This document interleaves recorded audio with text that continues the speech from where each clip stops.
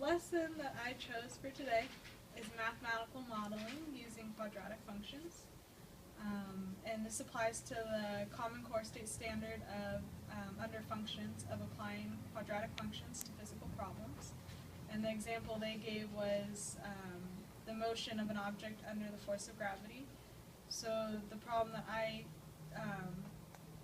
came up with for today is the learning outcome will be that students will be able to apply quadratic functions to a ball being tossed in the air and then see it visually in a graph and analyze the data that they get from the points they plot. Some of the vocabulary that they will need to know is a parabola or a parabolic shape, a quadratic equation or function, the vertex, maximum or minimum, and then factoring.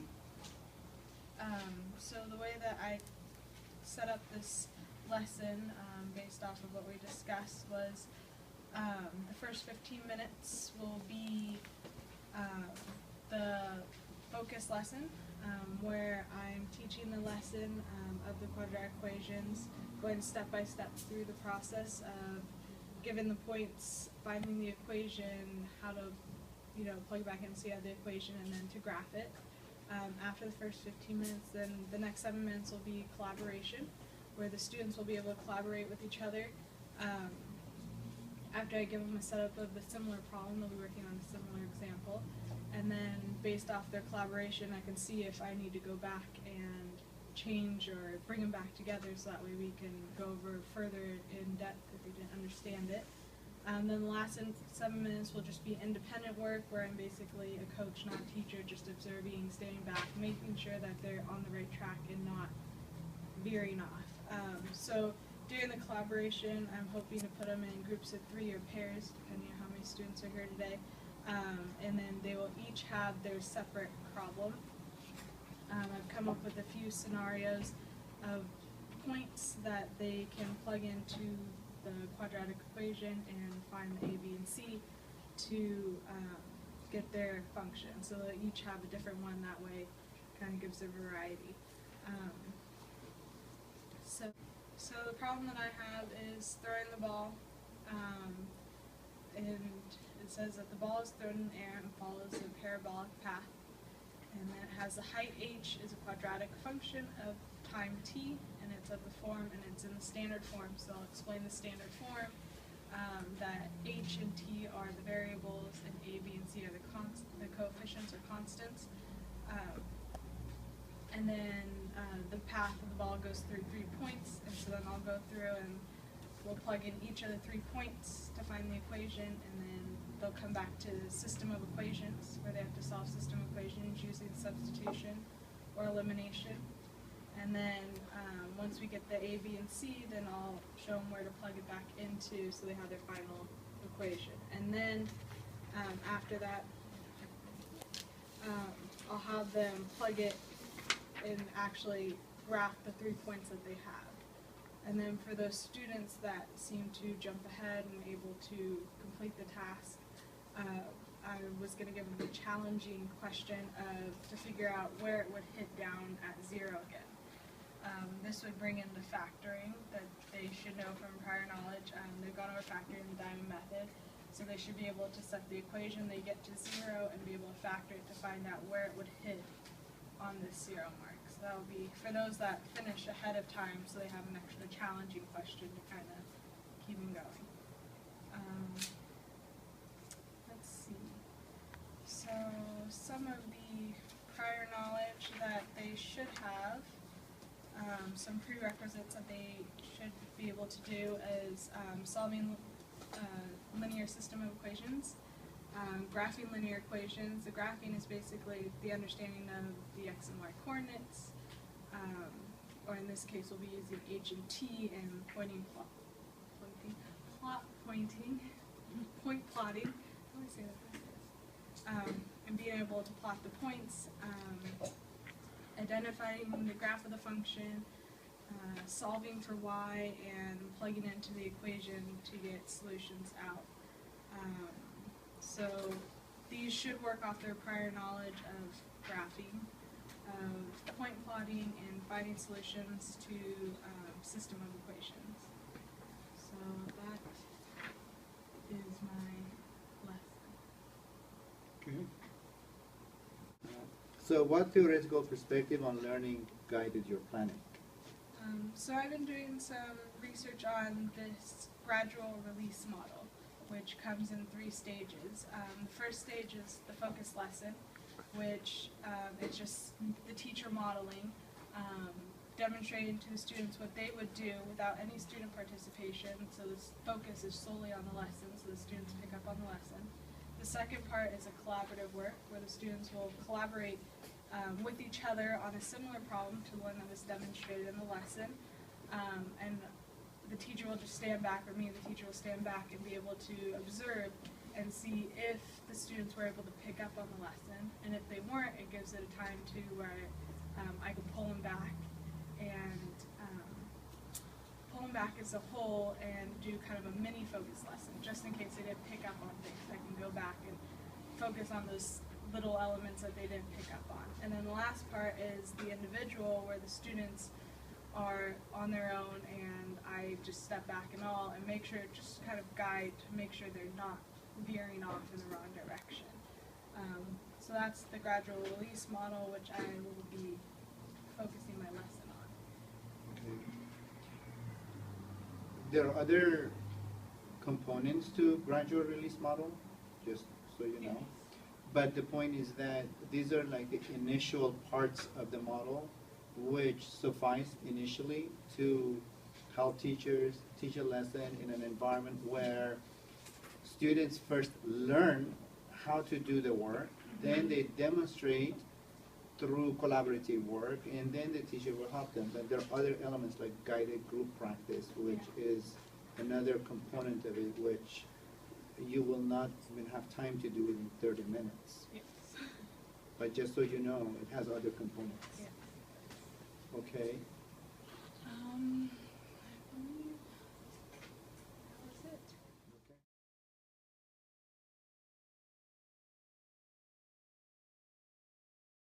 Okay. Today we are going to cover quadratic equations and plotting points on a graph and the standard form of the equation. So the standard form of the quadratic equation is, so this is our standard form. And the standard form would be of y equals ax squared plus bx plus c. And we know that our y and our x are our variables, so they are what we solve for. Our a, b, and c would end up being some constants. Constants are numbers that just go in front of the variables, so there are constants. Oops, spelled me.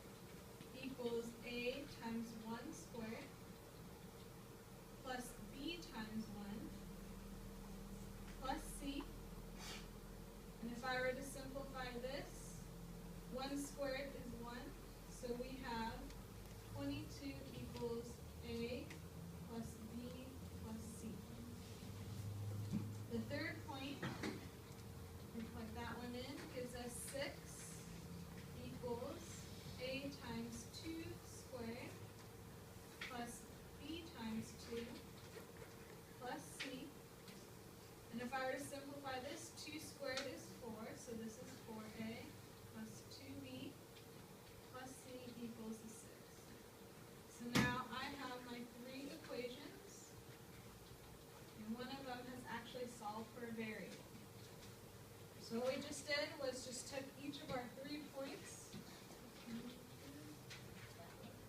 Took each of our 3 points, we plugged them into our original function up here, into the h and the t, just as you would for x and y.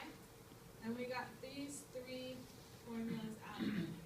So the first one actually is really nice. It got us our c. So we don't need to solve for c anymore. What I can do with this c is now plug it into our c here. And our c there I can get 2 different equations. So I have 22 plus a equals a plus b plus 6. And if we subtract the 6 over to the other side, we have a plus b equals, we have a plus b equals 16. And then if we take it and plug it into now this one, we have 6 equals 4a plus 2b plus 6. And once again, subtract over that 6 minus 6. We have 4a plus 2b equals 0. So now I have 2 equations with 2 unknowns. Now this leads us into solving systems of equations. We're going to solve for a and b. So the way I would do this is there's 2 methods that we learned, substitution or elimination. I think substitution is easier, so I'm going to take this one, a plus b equals 16. I'm going to solve it for a, so to get a by itself, we subtract b over to the other side. A equals 16 minus b. Now this a, since we know it's 16 minus b, we can take it and plug it into our a up here. So I got 4 times 16 minus b plus 2b equals 0. Now this is just solving for the variable b. First step is distribution. Distribute that 4. We got 4 times 16, which is 64. We got 4 times negative b, that's negative 4b. Plus 2b equals 0. Combine like terms. We have 64 minus 2b equals 0, and now we're going to solve for b. We can subtract 64 from both sides. Negative 2b equals negative 64. Divide by negative 2. And we get b is negative divided by negative is positive. And so we get b is positive 32. Now, since we have b, we can take it and plug it back into our equation here. Right there. We can take our 32 and plug it in here. Since this is a equals 16 minus 32, we get a equals negative 16.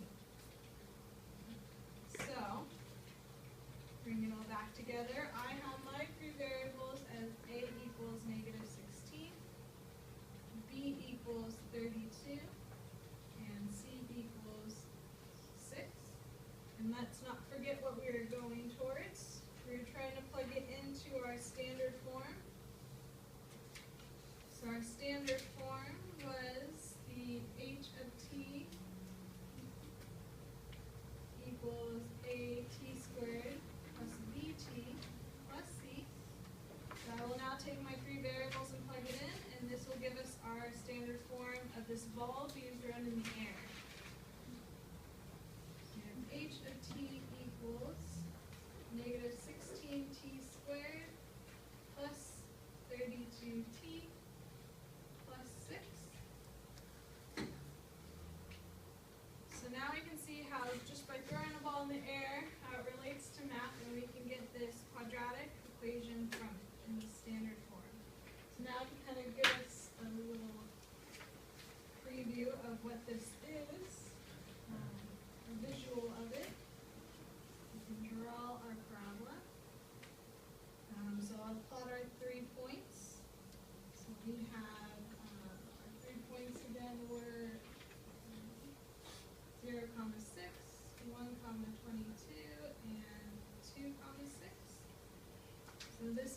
h of t here on this axis, also the y, and my t, which is similar to x here, start at 0. So we got 0, 6, 1, and let's say 22 is up here, and 2 and 6, and we get this form of a ball being tossed up in the air and back down. So we have our standard form and our picture of graph form. So now, what I'm going to have you guys do, we're going to break up and you can go in pairs. Find someone to work that's next to you to work with. I'm going to give you 3 points, and you're going to try to find the standard form, the equation to these 3 points as you work in pairs. And let me get these passed out to you next. You can do it in groups of 2 or 3, it doesn't matter. So here's 3 points. Here's 3 for you guys. Here's 3 for you. 2, 3 can probably work together. Here's with you guys. Here's 3 for you. And how about you 3 back here work together? So, I will put back up the steps that I just did for you guys. Just to give an example to follow on how to find this standard form. Remember that we started with by plugging in our points, and then went down and solved these 2 equations. And if you need me to move this around, just let me know. So start with your 3 points and go from there. I will be walking around to make sure you guys are going in the right direction.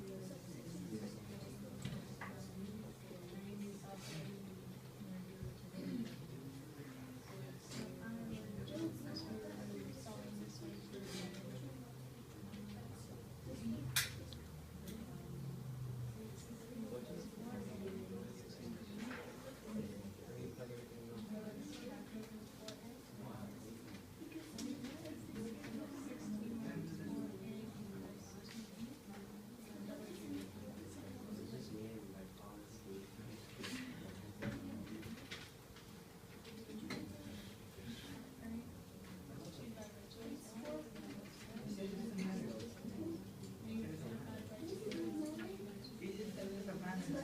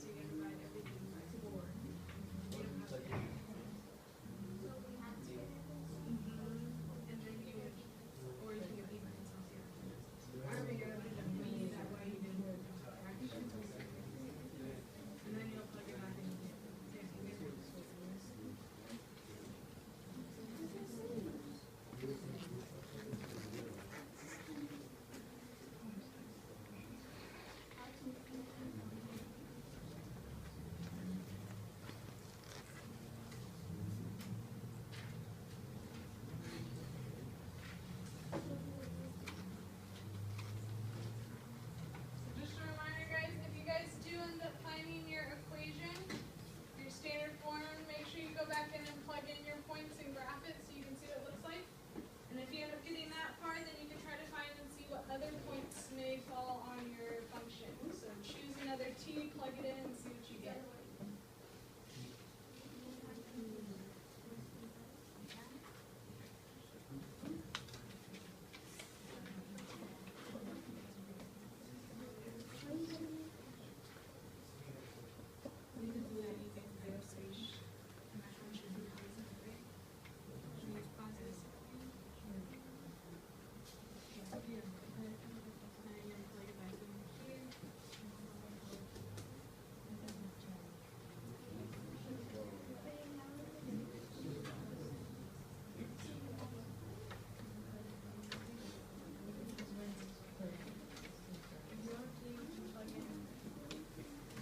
Points into your function to see what other values you can get in between, or see what comes after. If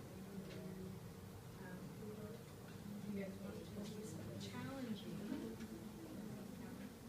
you can try to find where it hits back down to the zero. So where like the ball would toss it up, or would it?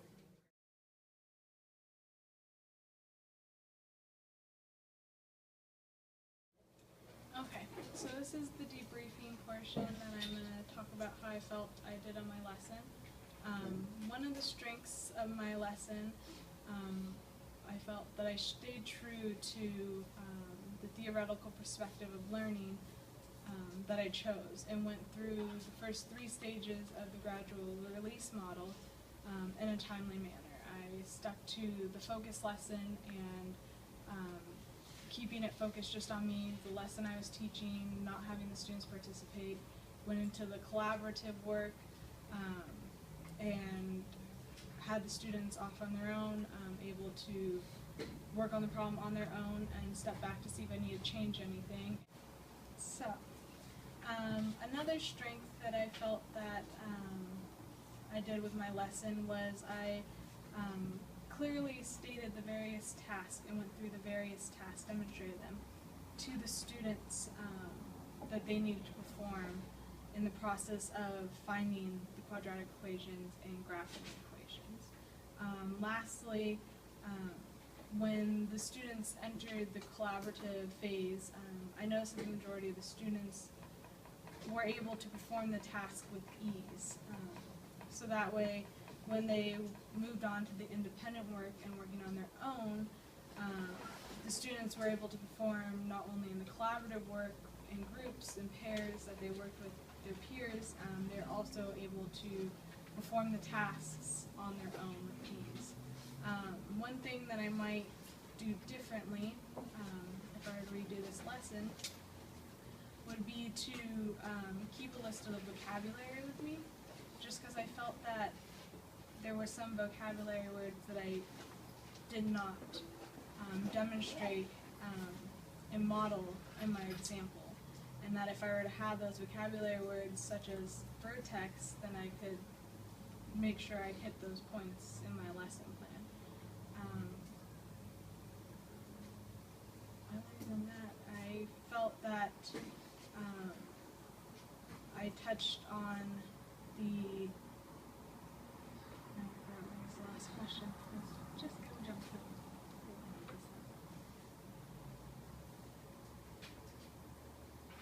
well, kind of still have my strengths. I don't know if there's anything else that So needs to be. let me ask you a couple of questions so Okay. you can answer them if you want. Okay. So as you were talking about, one thing that you might be doing differently is to have a list in front of you and you say that you did not hit on the word vertex. Mhm. How do you think eliminating or omitting the word vertex in your lesson might have affected students' learning? For this particular lesson, because the focus was more so on finding the actual quadratic equation, not touching on the word vertex wouldn't hinder their learning too much, just because we were more so focused on the equation, not the actual graph, and knowing each point on the graph, which would be another section in the unit, another lesson in the unit of quadratic equations that would be touched on. So omitting vertex in this specific lesson wouldn't so much hinder, because it could be touched on elsewhere. So I feel that omitting vertex was not that bad. Well, then in that case, then I might suggest that perhaps in your lesson plan, Mm-hmm. just eliminate the word vertex or covering it Mm-hmm. in this lesson and then save it for later. Okay. Because if you feel that it wasn't hindering the lesson or the understanding of the concepts Mm-hmm. that you wanted students to learn, then it implies that the use of the word vertex in this particular lesson might have actually been extra. Yeah. It's just been. So my suggestion is to eliminate it from your list. Okay. Now, as far as your observations during your collaboration, Mm-hmm. what did you observe when students were collaborating with each other that led you to believe that they were understanding the tasks that they needed to perform in order to complete the solution? What were you listening for? I was listening for some of the keywords that they were using the word substitution. When they knew when they got to the two equations that they would solve, they would say, okay, I'm solving for A, now I have to substitute this into this equation. So I was listening to make sure that they understood the idea of how to solve for A and B once they had the two systems of equations. As well as in the beginning to make sure that they knew where to plug in. So I saw that they not so much verbally said, but they wrote on the papers what the variables were. That with the points they had the T and the H, and they saw where to plug in, and they wrote down the equation where to plug in the quadratic equation, the T and the H, to have their system equations. So by seeing that they knew what the variables were, where to plug them in, and that they were using the words like substitute and things like that, that they were able to understand the process that we went through in the focus lesson, process I went through in the focus lesson to get to the final answer of the quadratic equation from those 3 points. Okay. My last question is, how do you feel you prepared the lesson in a way that it would have been conducive to learning for the English language learners? We get 4 students in that class that barely speak English. Mhm. So how did you plan in your lesson to make sure that they too understand the lesson? What I thought I did, what I did do was a lot of modeling, by actually writing out the problem and then checking on those students and making sure that, from the modeling that I gave them, the demonstrations that I gave them step by step, that without using too many English vocabulary words, that they'd be able to follow the step-by-step process that I demonstrated to do it in their own problem.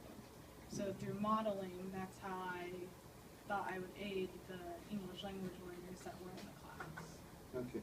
So to help aid the English language learners, I was put them in groups with bilingual students. So that way they have their peers to also help them with the Spanish. Since I don't speak Spanish myself, they would have their peers to be able to help them through the lesson if they didn't understand some of the vocabulary. As well as I had an additional lesson in Spanish just for them. So I would visit where they were, their area, and make sure that they're on the right track, and also provide them with that additional lesson in Spanish, so that way they were able to, if they didn't grasp the lesson and weren't able to understand from their peers, they at least have it in writing in Spanish, so they can go back and review and make sure that they understand the lesson. Okay, thank you. Thank you.